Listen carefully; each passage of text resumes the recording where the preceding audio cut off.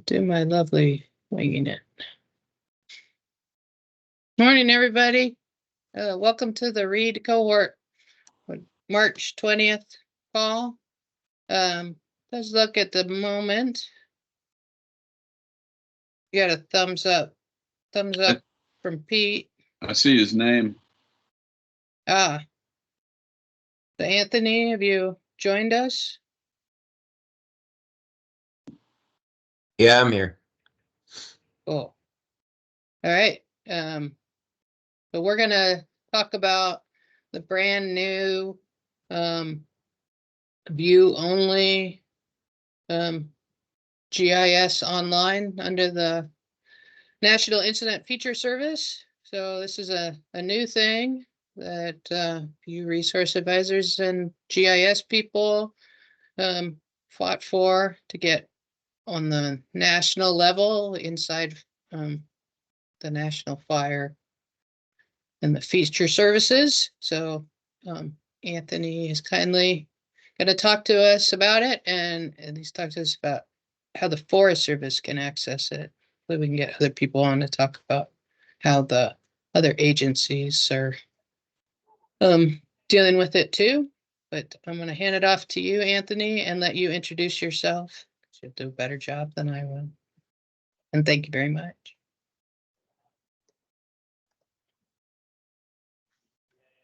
All right, great. So good morning, everyone. My name is Anthony Scavone. I am detailed in behind Jill Kunze as the National Fire GIS Coordinator for the U.S. Forest Service.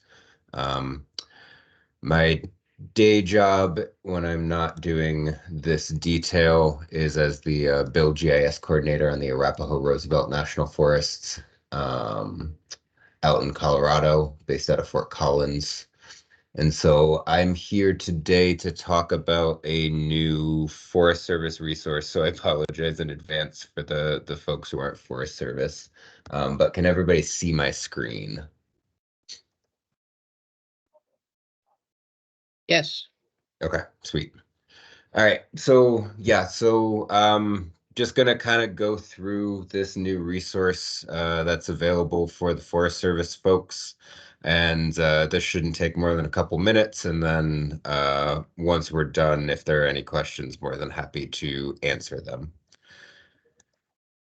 So most of you are probably aware, but for those of you who are not, the NIFS stands for the National Incident Feature Service. And so that's the series of ArcGIS Online feature services that you see that populate all of the incident maps. It's all of the data that's managed by the SIT shop and the GISs on a incident and manages everything. It's a resource that is owned and operated by the National Interagency Fire Center, NIFC. So it's a resource that you have to have a NIFC AGOL account to access in its entirety. Obviously, there's an aspect of it, specifically fire perimeters, that's public, but a lot of that operational data and more, the data that a lot of us use. I know the reads and the reefs use it quite a bit for suppression repair. A lot of that other operational data is not available publicly, and so if you're not in the NIFC AGOL, you can't access it.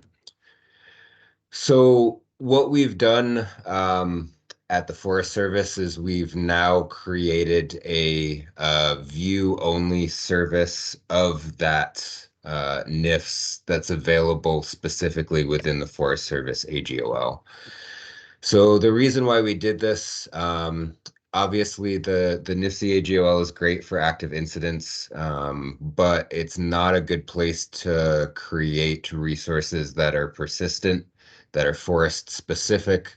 And so, it's very hard for somebody, at the forest level to create a map or a product or a tool or a dashboard that uses the NIFS on the NIFC AGOL, because that's not really the place for it. There's only so many credits that can be used within that environment. And so every agency using it for agency work is not really the most effective approach in creating tools in that environment.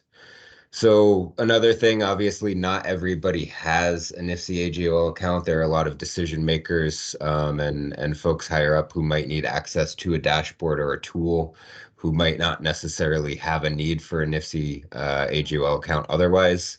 And so kind of keeping down on the management and the usage and the time that goes into those NIFC AGOL accounts, obviously, it's one more password to remember. Now with the MFA, it's also a token that needs to be on somebody's phone. So there's just a lot of extra steps that we can avoid if somebody just needs to access a tool like this and doesn't need access to the rest of the NIFC AGOL environment. And then really kind of the ability to give those tools and access to other folks without that need for that extra token and that extra step. I know that multi-factor authentication is becoming a thing across most of the agencies at this point for ArcGIS Online, and I know that it's already caused some headaches and will continue to. So especially with the Forest Service folks who already have a EOF account that is connected right to their link pass, it makes it much easier to have one less thing that people need to remember or try to type in when we're accessing these tools. So in terms of potential uses for this, prevention web maps, field maps that require the NIFS as background information, but might not be actually things that need to be collected, pre-attack platforms, any risk management, local dashboards that are specifically tailored to a specific region or a specific forest.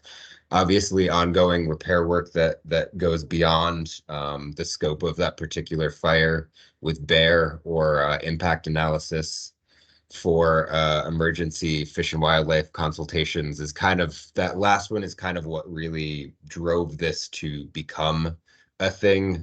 Region 1 in the Forest Service had been doing this and pulling down a copy for a while in order to utilize for that specific purpose, and that's kind of how it became a nationwide resource for the Forest Service over the course of the past couple months.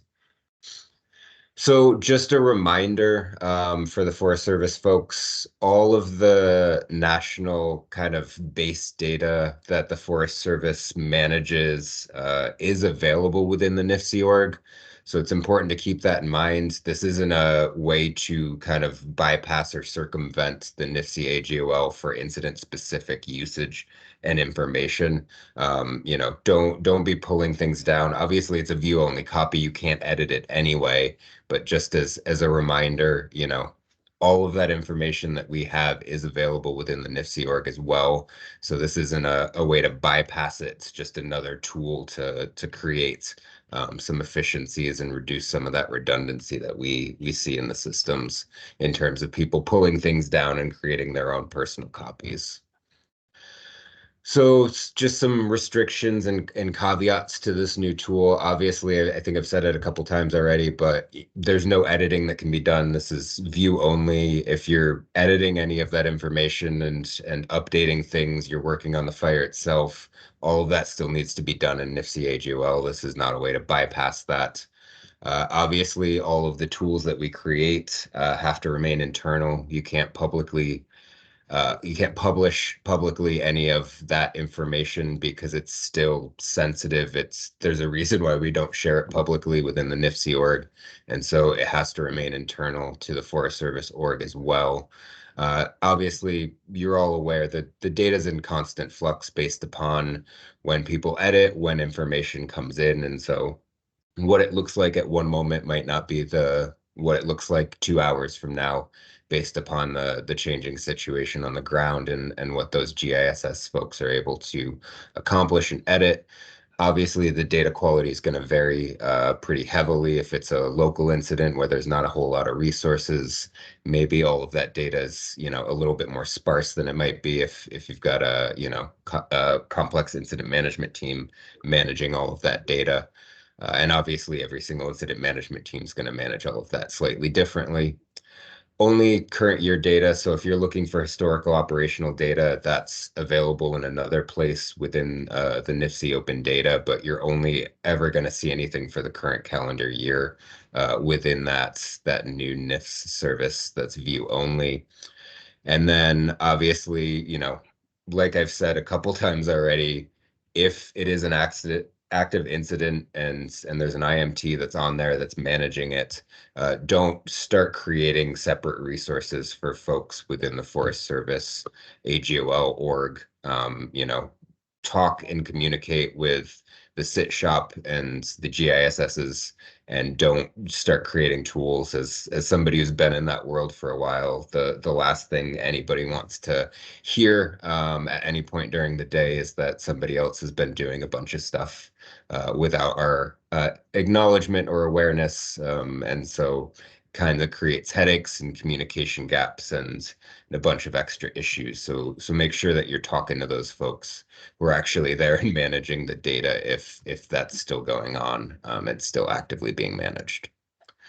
So joining is super easy. I'll drop it in the chat when I'm done with this little chat.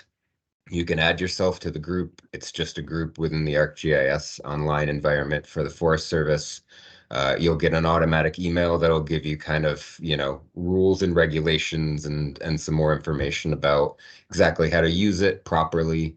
If you do happen to be using it within another group or sharing it as a tool, whether it be a field map or field maps or a dashboard, whatever it is, an app, make sure that everybody who is utilizing that other tool is also a part of this group. This is the only group that that view only is ever going to be shared with. So, make sure that everybody else is part of both of those groups so that when they open up your tools, they're not getting an error with access to this view only NIFS. And that's all that I had in terms of prepared remarks. But if anybody's got any questions or concerns or whatnot, I'm more than happy to chat about that now. First, we do have a question in the chat from Lori Kremley. Lori, do you want to speak your question? Sure.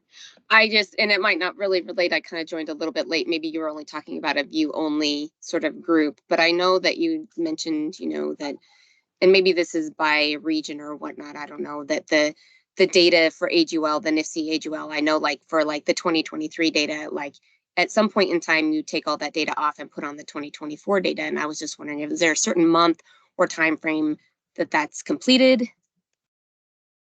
Because a lot of times go ahead.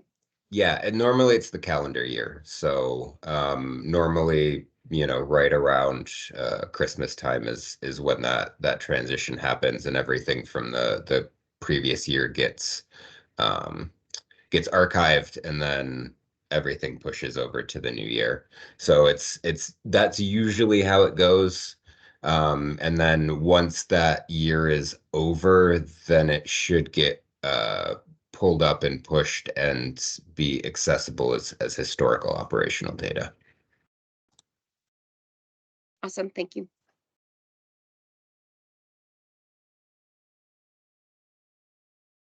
Kathy, I have a question. So, is this group only available to Forest Service? Yes, that is correct. So it is a group and access specifically within the Forest Service ArcGIS online environment. I'm not sure who you would contact for the other agencies. I don't know. It seems like something the Park Service probably already has. If they don't, then I think that would be a conversation that would have to be had internally and then chat with NIFC. Obviously, Skip Adel works for the Park Service, and he's the one who we worked with pretty directly to get this up and running on the Forest Service side. So he would probably be a good contact for at least the parkies. In terms of the other agencies, I would just suggest you reach out to the NIFC admins and start having that conversation if it's something that's available.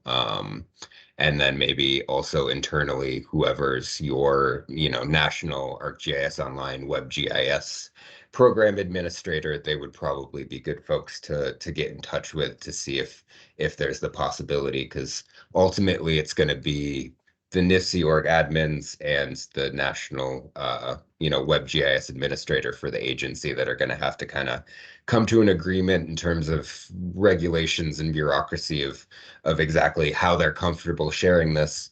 It's something that we kind of went back and forth on and had a conversation ongoing for a while in order to get here. So yeah, so right now this is Forest Service specific, but I don't see anything that would prevent another agency from taking a similar path to what we have. Right, and I guess my question was sort of twofold, and there's the part about whether the agencies are using it and allowing their own people to see it for their own units and their own agency and one thing, but then on the other side, that if a local Forest Service unit is building something and using this and adding to it, and then they bring on non-Forest Service resource advisors that, or even other operational people, and they want to be able to see this and or allow those people to see it and use it during the incident. Is there a workaround for that? My suggestion, and this is kind of a conversation that I feel like has been ongoing within our agency, and I'm sure it's something that's been touched upon other places as well. Where do you draw that line? Where does the line get drawn between this is a NIFC AGOL thing, this is a Forest Service AGOL thing? And for me, my attitude has kind of always been, if it's an active incident, if there's still an incident management team, if we're still in a situation where it's really an interagency sort of approach, and we haven't kind of tooled down to it being managed at a local level, those tools and all of that work should be in the NIFC AGOL org, because that's really the best place to deal with it. It's really, once we get to a point where it's just the forest itself that's just managing things, and that's really where most of the work and most of the focus is, then maybe that stuff starts to transition down onto that side as that tempo starts to slow down. Where that line gets drawn, I think it's going to ultimately be really up to the local unit to make that determination. If we're still in a situation where folks are using it pretty regularly, there is the possibility of having partner accounts within the Forest Service AGOL, but I would say if we're in a situation where we're still kind of working across agencies, it probably makes sense to just leave things in NIFC until it becomes clear that it's really just a Forest Service workload at that point. Okay, thanks. Cynthia, do you have a question?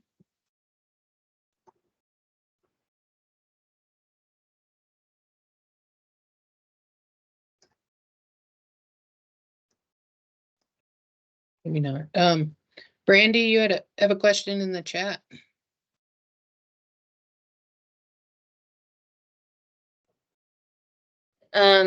Anthony had posted a service link, so I was checking it out. And that is the historical operational data, Anthony? Yeah, that link that I just shared is the historical operational data. So the NIFS has only been around since, I want to say around 2018. And so that's kind of when it started becoming a thing.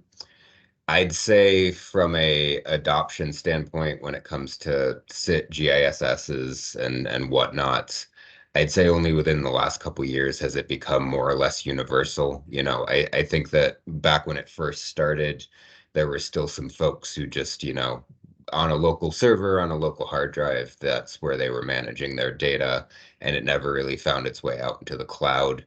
But I'd say probably since 20, like around COVID times, you know, that's when it really started to ramp up. And so you'll see historical operational data all the way back to 2018.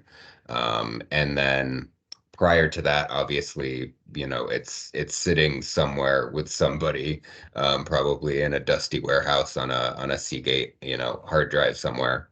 But for that, once you kind of hit that 2020, 2021, most of the operational data for the fires in that year, you're gonna get a pretty decent snapshot.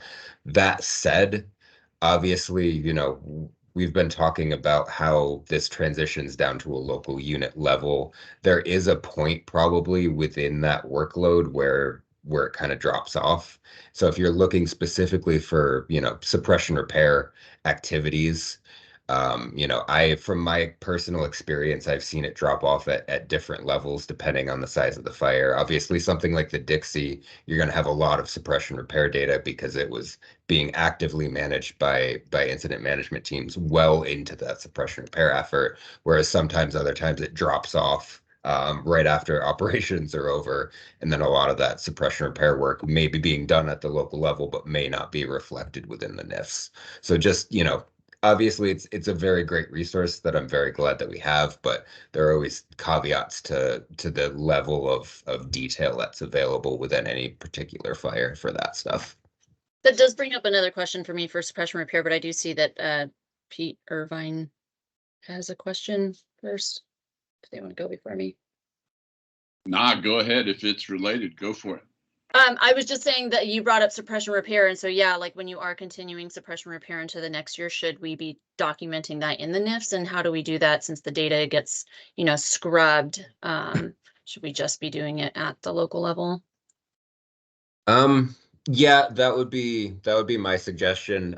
If that suppression repair activity continues beyond you know, what is going on with the NIFS.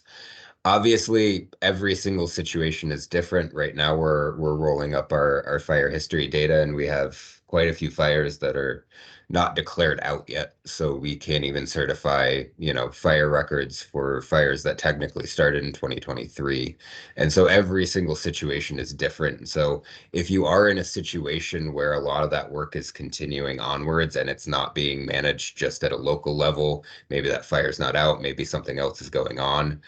My suggestion would be, and I can go ahead and share the sort of the catch-all like NIFC org admin email address that's managed by that whole cadre. And I would probably make the effort to reach out to them and say, hey, listen, this is our situation. What would you suggest? And then that way they're aware.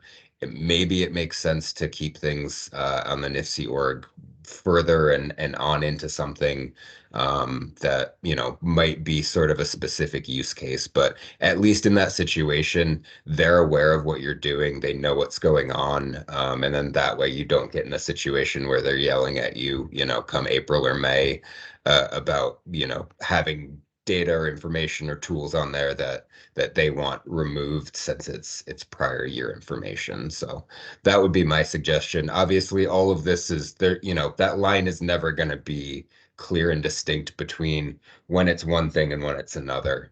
So I would definitely make sure to have that conversation both locally, agency administrator level, and then with those admins as well.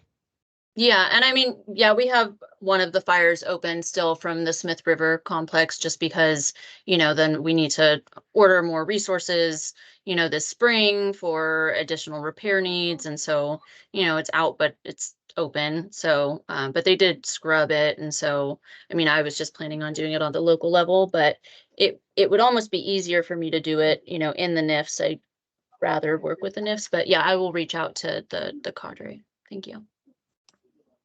Yeah, that would definitely be my suggestion because you know, it might make sense. They might suggest that it all gets pushed back into the operational data for the following year since it is making that transition. But you know, that would be something that they would have an opinion about. And so I don't want to speak for NIFC about where they want to draw that line.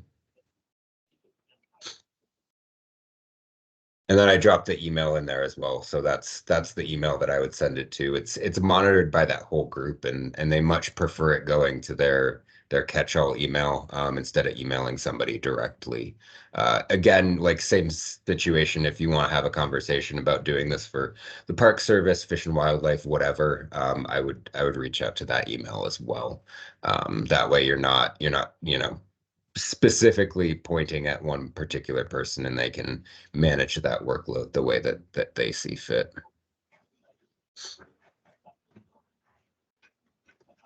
Pete? Thanks, Anthony. Appreciate the topic. And as an old dinosaur AD, here's who works mostly on Forest Service units. I guess a specific question is, does a firenet.gov account work, or does it have to be a USDA.gov account? So for access to the Forest Service AGOL, it's primarily going to be folks with a USDA.gov email address that are going to have the easiest access. We do have programs that allow partnership accounts and other types of accounts within that environment. That's kind of a case by case basis that we work with the AGOL administrators, and usually the way that it works best is having a sponsor, like whether it's the regional office, whoever you're working with, whoever is kind of your agency contact, reaching out and making those contacts and getting you set up with an account for access to that environment. Okay, copy. Just seems like I know of a fair number of times when it's been a AD without a USDA.gov account that's been leading the suppression repair effort. So that's a pretty significant limitation, but thank you. I appreciate it. Yeah, and like I said, if we're still in a situation where this is an active incident, those resources should stay on the NIFC AGOL. It's only really once it becomes a sort of a locally managed, as things tie down. Like I would say most of the cases where this would make sense is either if it's specifically Forest Service specific local unit concerns that are completely disconnected from the larger incident management structure that's going on. If it's a very specific tool for, one program within the forest that they're just kind of concerned about something connected to it, or in a situation where it's, it's down to a type 3, there's really not anybody else being managed within that environment. That's kind of when that transition would make sense. Lorena, I believe, I'm sorry if I'm pronouncing that incorrectly. That link that I shared to the NIFC open data has access to the historical operational data for every year where the NIFS existed. You can access it there. You can also plug it in.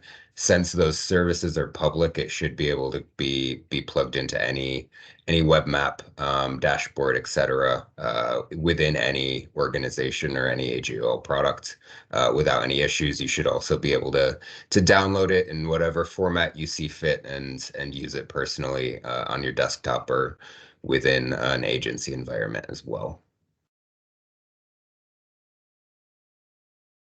So in terms of bear, that's kind of a separate conversation that doesn't, I think, really apply to this specific situation. Obviously, with our bark maps and our ravage products and all of the different things that get created by GTAC, all of that stuff is available within those environments. I'm sure I can find the links somewhere. I'm sure most of you are pretty familiar with it.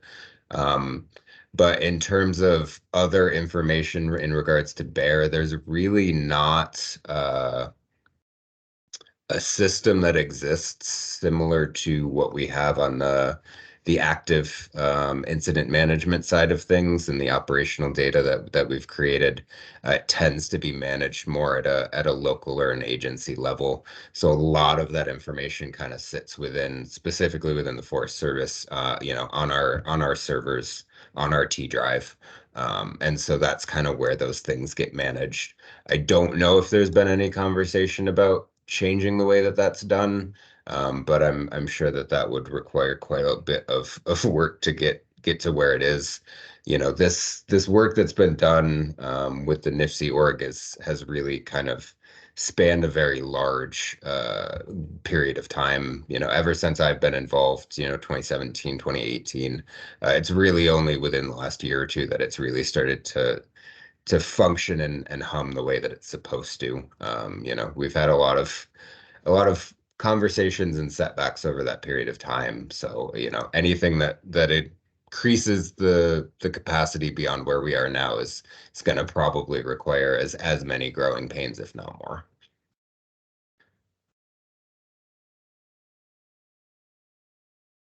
A few See hands. Daniel. Yep. Daniel. Yep.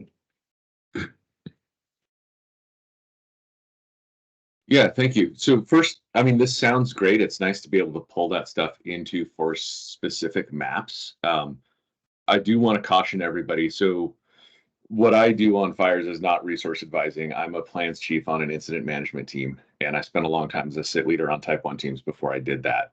I also used to be sort of the involved in a lot of the take back from teams, Type 3 and 4 assignments. And I would say, if your fire is still going enough that you have an incident commander, they're probably going to be using, especially with the way most places are staffed these days, the normal ordering process for ordering resources, which means you can't guarantee, even on a Type 3 or Type 4, that it's only local forest resources. So I would say if it's got an IC, you probably should be doing stuff in the NIFS. And certainly as an IC of a fire, that is what I would expect for people working on my incident. For a couple of reasons. One, that's kind of where that data lives. Two, like I said, if you're using the normal resource ordering process, which I've even had Type 4 fires where I had off forest resources on because we couldn't support it. So being able to have them access what you're doing is important. And then also, it's one thing if it's overwintered, but we've also had fires that had gone down to Type 3 or 4 in suppression repair stage that picked back up and had a team reordered. And then tracking down where local data went when the team comes in is extremely difficult and not the sort of thing you want to do when you're just got on scene with the team trying to track down what people have been doing for the last 2 weeks and where everything is. So like I said, I think this is a great idea, but I would caution all of you who are going to be like, oh, it's gone back to Type 3. Let's just do everything in the Forest Service AGOL to just be very careful about that. Have a conversation with your incident commander if there still is one. And if there's any possibility for interagency or even cross-functional type activity, I would look at using the National Incident Feature Service in the NIFC org because that's kind of what that's for. So anyway, but thank you for the hard work on that. It's very much appreciated. Yeah, thanks, Daniel, for the additional perspective. Yeah, I think that's kind of the key, and all of that makes perfect sense and something that I've witnessed as well. I think really at the end of the day, for anybody who's done anything within fire, I think we're all familiar with communication and how it can make or break any situation. So, regardless of what you're doing and where you're doing it and where on the, timeline of the drawdown a particular incident is, just make sure you're communicating with the folks who are managing it, and having that conversation. It might be a situation where you have a resource on the Forest Service AGOL while the thing's still running and gunning, has a Type 1 team on it. If for some reason they don't have the capacity to do something, and one district has one little thing with a GIS person who can take that and run with it and create, their view only NIFS little dashboard for, I don't know, a couple cabins that burned over, whatever the situation is. It's really, there's no clear line to draw. It's more about that communication and really making sure that, that long-term plan and that goal is in place, and that you're having that conversation and making sure that everybody's on the same page and that you're doing what makes the most sense for everybody and the resources that you have in that particular moment. And before we go to Marielle, I guess I just want to make a comment.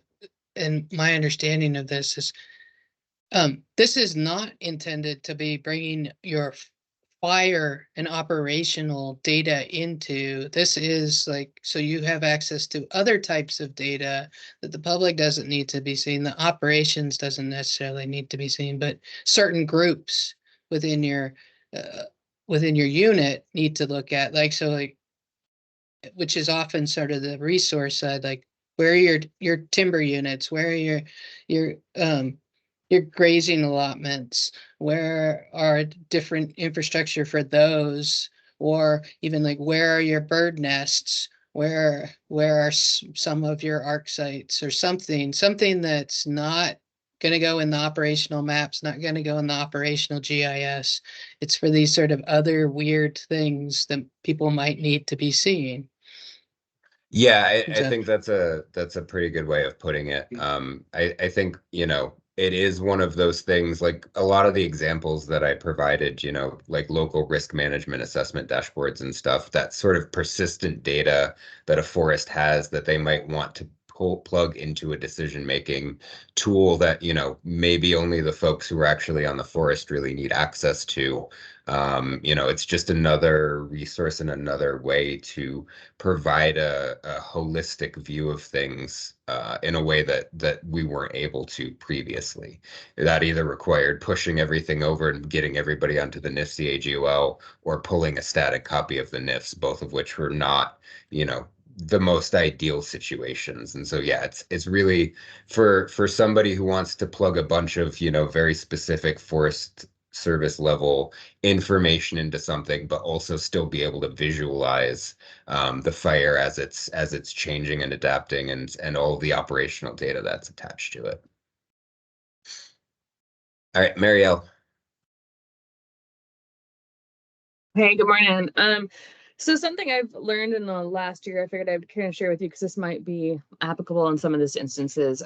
So I came from Forest Service and I moved over to Bureau of Reclamation, which is a very small federal agency under DOI. But and we have a very small and young fire program. And what's really interesting is we have a lot of agreements with other agencies to do our fire work for us, but still as part of that, like the communication is like a huge thing because we have a lot of infrastructure and we have a lot of folks that we have to notify, including our partners at the irrigation districts and all that kind of stuff. So my thought had been is I don't know that there's any agreements with Forest Service specifically, but I know there's a whole bunch with BLM and I believe Park Service as well. So my thought to share kind of was just to maybe somehow have that as a kind of a check for people of, is this area that we're managing or whatever the case is for this, especially if it's going to be data moving back kind of onto the forest, is this any part of this fire managed by an agreement? I feel like that's something that might not be a bad idea to kind of have as just like a check for folks. Partly because I know in the past, we've not been notified about fires on our own land until well after, like well into the fire. And I think that that's kind of, you know, something that they're working through. But I just wanted to kind of bring that up because I feel like that's going to be kind of interesting, especially if we're talking about infrastructure or other resources that folks have. A lot of those are sometimes actually different agencies. So yeah, I just kind of wanted to bring that up because I thought that was kind of a new and unique thing I've learned since I've moved away from the Forest Service to a different agency. So. Yeah, thank you for that. And yeah, it's definitely a situation where there needs to be as much caution as possible placed on this in terms of this is a resource meant to fill a gap. It's not a resource meant to replace anything that's already been being done. And so make sure that whatever you're doing with this, that it's specific to a very specific use case, that, you know, it would be good to have all of the NIFS operational data as a view service for this particular tool for situational awareness for this thing that we are doing, not a replacement for any of the tools or a replacement for communicating with the individuals who are managing that incident. You know, obviously that's the first point of communication always is, you know, if there's an IMT on there, if somebody else is being the IC for that fire, make sure that that's the first point of communication of, hey, we have this thing, let it fire down the line, let the GISS and the sit shop know. And maybe it's a situation where they just don't have the capacity and they'll give you their blessing to go off and do the thing that you want to do. Maybe it's a situation where you need to do that, but you need to do it in the NIFC org, not in the Forest Service org, because they want to have access and knowledge of what's going on. And maybe it's a situation where, it's unique enough and it's specific enough that it makes sense for you to just go off and do your own thing within our Forest Service AGOL. It really is going to depend on the individuals involved and the situation at hand, and there's no clear delineation when that's going to be. So communication is key, and then move from there. Daniel again. Yeah, sorry. So yeah, that communication is key part really is key, because every little thing that you do on your own is probably going to come out to somebody who doesn't know where it came from. And it's going to come back to SIT where they're going to want another copy of it, or they're going to want it updated, or there's information in there that wasn't actually supposed to go out, or fire information that wasn't accurate. I mean, this is a really common occurrence, especially when folks start making their own maps. And we really want to make sure that anything that gets out there is accurate. And believe me, if you do it, it's going to get out there somehow. So that coordination is really important. And these days, yeah, we might not have the horsepower to do everything GIS for you on the incident, because the priority in SIT is always going to be getting those products like the ops map out so we can keep the people fighting fire safe. But we definitely need to be, ideally, we'd have enough GISSs to get everything done, but that's not always the case anymore. So that communication is super important to make sure that we're in the loop and that the data everybody is using is good. And then there's also stuff like some of the things that Lynn was listing as things that maybe the team didn't need to know about or be involved in. Some of that really frequently does come up. Like we probably do need to know where those grazing allotments are, where there's timber sales are, where all that is. Not just for operational planning, but knowing all the PR stuff we have to get ahead of. Or different rules for working on different lands, or who we need to give a heads up that the fires come in that direction. So that communication is super important, and I cannot stress the importance of not going off and doing your own thing enough, because it really does cause all sorts of weird problems with or without your own copy of the NIFC feature service. Like it's a problem that already exists. It's not something that's going to be caused by this. Yeah, and it's not a new thing either. Like this has been a problem even with folks creating resources that SIT doesn't know about within the NIFC AGOL. So it's not, that communication is key. It was before and still is. And then I am going to add something to what Daniel just said. The whole like don't make your own maps at all. I'll just say that there's a caveat for resource advisors that we often have to make our own maps, partly because we have sensitive data that we've either worked with SIT and we're like, we're not giving this to you, or they don't want it. And so there's definitely been a trend, and I helped start that trend of GISs that are resource advisors sitting in, and we are making our own products in full knowledge of SIT. But because of the data we're using, because of the limited people that get it, resource advisors are a little bit different in, we do make our own products, we do make our own maps, and we have to. We have legal obligations that make it that way, and SIT can't take it on because of workload, especially on large incidents. So just want to put that caveat in there. Communication is the key. Communication, and you have an agreement with SIT. But we do often break that rule. And the key part of that is working with SIT, because yeah, like I said, you can cause way bigger problems than I think you can even imagine with rogue maps getting out there. And even the ones with sensitive information, I don't know how they escape, but they escape and they come back to us with us having no knowledge of where they came from or what that data is. Or Right. worse, questions We- get asked about those maps without them showing us those maps. And so then we can't figure out what the heck that person is even talking about, which is a whole nother barrel of fun. So Yeah, working with we SIT can have is a- good. And honestly, if you come to SIT and say, hey, we can make these maps for you, you'll probably get a hug or something. Right, and we can have a whole conversation off in a different situation about that, but yeah. So, and now there are a couple questions in the chat. Yeah, so in terms of interfacing with WFDIS, it does not. WFDIS is its own little environment, and there's not a whole lot of interaction. WFDIS, I know there's a next gen that's coming at some point, but for right now, it kind of sits in its own bubble, and so there's not really going to be any interfacing there that doesn't already exist. That's not really a part of that conversation. And then just to add to the conversation, most folks who are archaeologists are already well aware of this, but as secure as we try to make all of this information, there is a level of it that is just lacking in the level of security that's necessary for certain pieces of information. And so I would caution against putting any sensitive information on AGOL, full stop, period. Doesn't matter what org it's in, doesn't matter what situation it's in, unless it's sanitized. And that's usually the approach that we go with. It's buffered and all of the important information is stripped from it. So it's just a bunch of blobs on a map to be aware that they need to be avoided for X, Y, or Z reason. And then obviously, if you are creating a product like that with sensitive information that you want specific, create a PDF, share it around some other way. Don't put it into the system at all. ArcGIS Online is not secure enough to keep that from,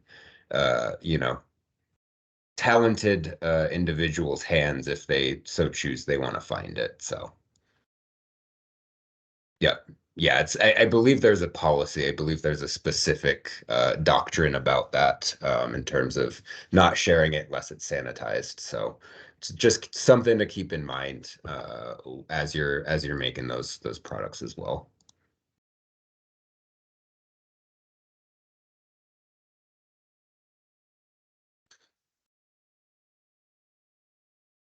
So I think, well, there was a question about interfacing with WFDIS and whether this will or won't.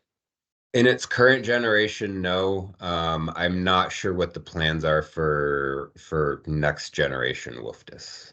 I would assume that there's probably going to be a feature service aspect to it.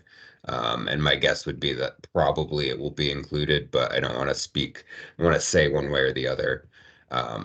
That's obviously we'll wait to hear and what that rollout's going to look like and all of the different things that they're working on over there.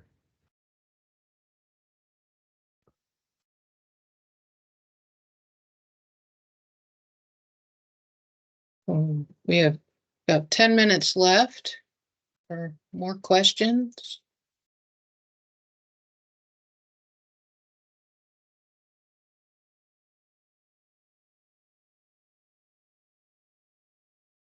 Yeah, I'll just say, Brandy did say, the Forest Service does have the policy for archaeology to not be on an AGOL.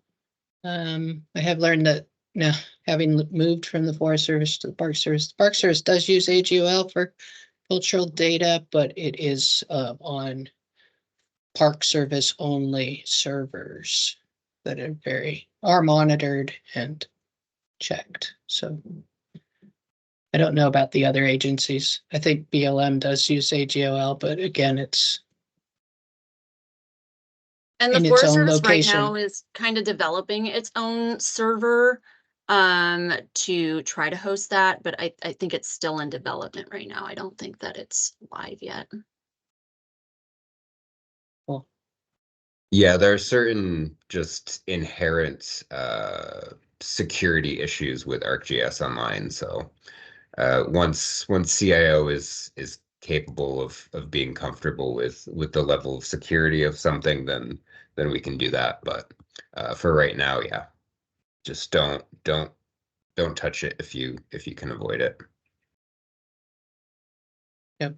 One of the Parky GIS, Sheldon Baker, just said, yep, we have specific portals for sensitive data in the Park Service. I did post a link to the next gen WFDS in the chat, and it's got some videos and stuff on there demoing what it's going to look like. I can't speak to it, but it is going to support feature services of some sort, unlike the current one. But there's a link there for you.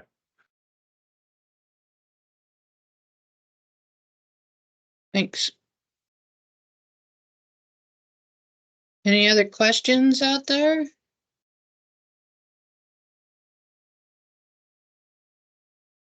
All right. Well, everybody said thank you very much, Anthony. Really appreciate it.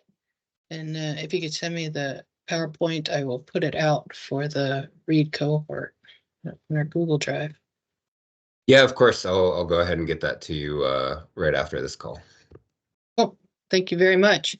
Thanks, Anthony. Yeah, thanks everybody for the time and the conversation. I appreciate it. It's important to make sure that we keep hitting these same points over and over again. So, you know, if something comes up, if there's questions or concerns, I'll be around in this current position until the end of April. And if something comes up after that, you know, feel free to hit me up. There's no succession plan in place at the moment. So, you know, I'm happy to either continue helping out. You know, I still live in this world even when I'm not in this detail. And if there is somebody else who can take on that helm, I'm more than happy to just turf you back over to them after that point. Pete, you got a question? Okay. Yeah, for Anthony, are you, do you have an email address you can share, Anthony, for future follow-up with you outside of the NIFC group address? Yeah, I don't check my firenet.gov email basically at all. So you can just go ahead and hit me at my Forest Service email. I just dropped it in there. So Yeah, I copy seeing it now. Thanks.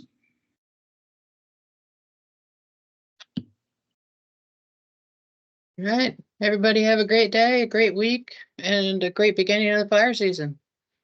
See you next month. thank you.